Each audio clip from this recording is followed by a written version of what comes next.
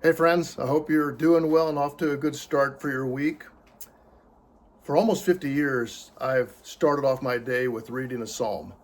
At least I've tried to do that. And it does a lot for my heart because the psalms are prayers to God, they're songs from the heart. Often David will express his full emotions in speaking to God, and I found them very helpful.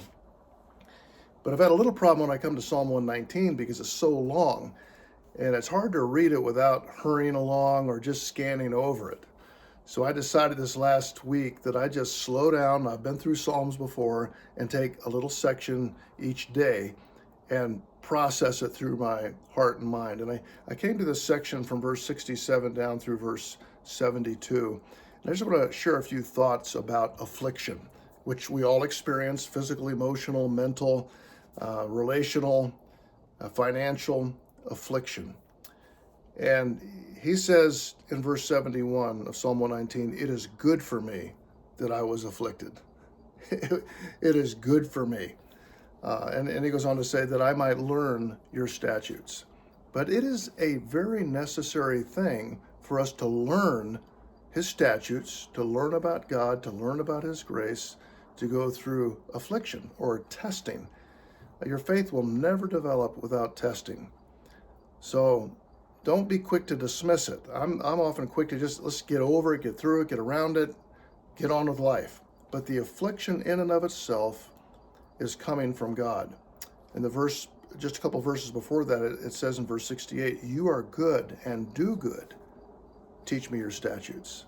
So God and his character, everything about him is good, and everything he does is good. That's now, I can believe that in my mind, but to believe that in the moment, it's very difficult to do that. And then it begins here in verse 67, "Before I was afflicted, I went astray." Well, when we're not afflicted, we're not having to exercise our faith. We're not drawn into dependence upon God. We're not crying out to him. We're not looking for scriptures. We're not looking for promises. And so we can tend to drift. So what does God do when he sees you start to drift? We all have that tendency. He will bring affliction into your life from his good hand, from his good heart, that you might go to his word and find the joy and peace and fulfillment that he's intended for your life. So before all this happened, before the affliction, we were wandering away. But God has been working in my life and in yours through the affliction to accomplish his good work.